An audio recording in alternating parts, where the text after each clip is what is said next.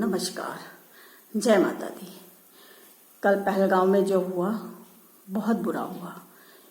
सनातनियों के साथ जिस तरह का व्यवहार हुआ, जिस तरह से उनकी हत्या की गई, जिस तरह से नरसंहार हुआ, वो बहुत ही खौफनाक था। ये जानने के बाद आतंकवादी का कोई धर्म नहीं होता है, तो वो हिंदू और मुस्लिम पूछ पूछ पर क्यों मार रहे थे। मुझे अच्छी तरह से याद है, जब आज से 2-3 साल पहले इन्हीं महीनों में मैं माँ वैष्णो देवी के दर्शन के लिए गई थी। उसके बाद मैं श्रीनगर गई। शनिवार के दिन मेरा उपवास था।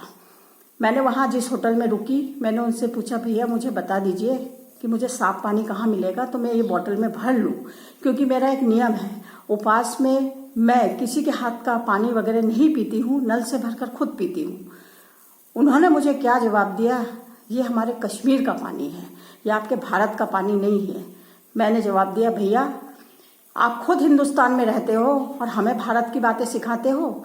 अगर हमारा भारत ना हो तो आप भूखे मर जाओ। मगर मेरे पति ने मुझे रोक दिया। बोले, हम जिस देश में आए हैं तुम्हें पता है यहाँ आतंकवादियों का राज है, सब मुस्लिम लोग हैं, तुम उनके मुंह मत लगो।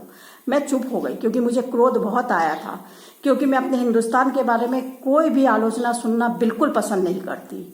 और मुझे ये अच्छी तरह से याद है, जब 370 आर्टिकल नहीं हटा था, उससे पहले जो राज्य में अभी सरकार बैठी हुई है, ये सरकारें उस वक्त भी थी, उस वक्त भी नरसंहार होता था। कोई हिंदू कश्मीर में नहीं जा सकता था, क्योंकि वहाँ इन आतंकवादियों का राज था।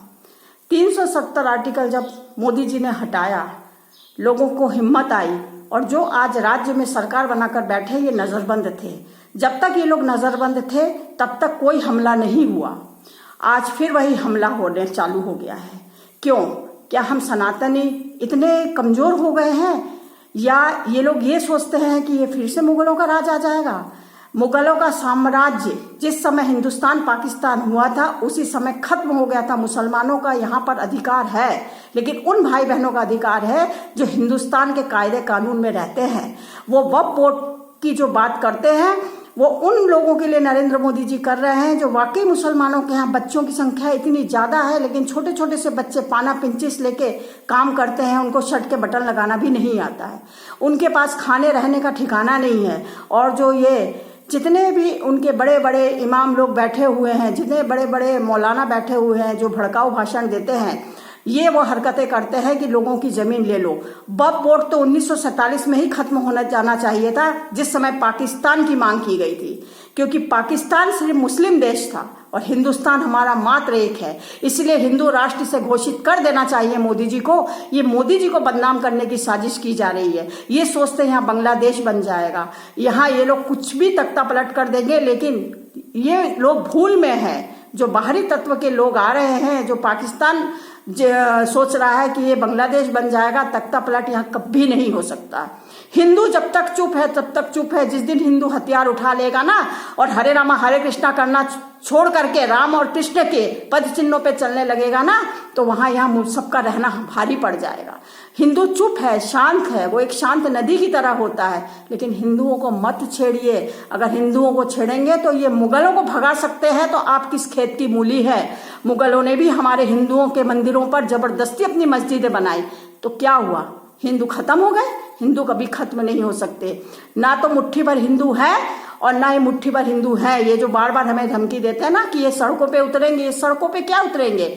ये लोग तो दब्बू है, डरपोक है, चुपचाप आकर के लोगों की हत्याएं करते हैं। हिंदू सामने डटकर सामना करता है, चाहे वो शिवाजी महाराज हो, चाहे नेताजी सुभाष चंद्र बोस हो, चाहे श्री कृष्ण भगवान हो। ये राम और कृष्ण की भूमि है। यहाँ पर पीठ पीछे हमला करने की ताकत किसी में नहीं है। और ये जितने लोगों ने हमले किए हैं, इनका हिसाब मोदी जी जरूर करेंगे, क्योंकि जब तक माननीय प्रधानमंत्री मोदी जी है और उनके नेतृत्व की सरकार है, तब तक ये आतंकवाद हिंदुस्तान में नहीं चलेगा। ये कांग्रेस के राज में चल चुका है, लेकिन हिंदुओं के राज में हिंदुस्तान में ये नहीं चलेगा, क्योंकि कांग्रेस आधे मुस्लिम है, इसीलिए वो उस कौम को सपोर्ट करते हैं, क्योंकि उनका खुद का कोई डीएनए है ही नहीं। ना इंदिरा गांधी का था, ना उनके बेटों का था, ना उनकी बहू का है, ना उनके पोते पोतियों का। मैं तो खुलेआम कहती हूँ ना कि पहले आप देखिए, क्या प्रियंका गांधी को एक हिंदू लड़का नहीं मिला जो एक क्रिश्चियन से शादी की उन्होंने?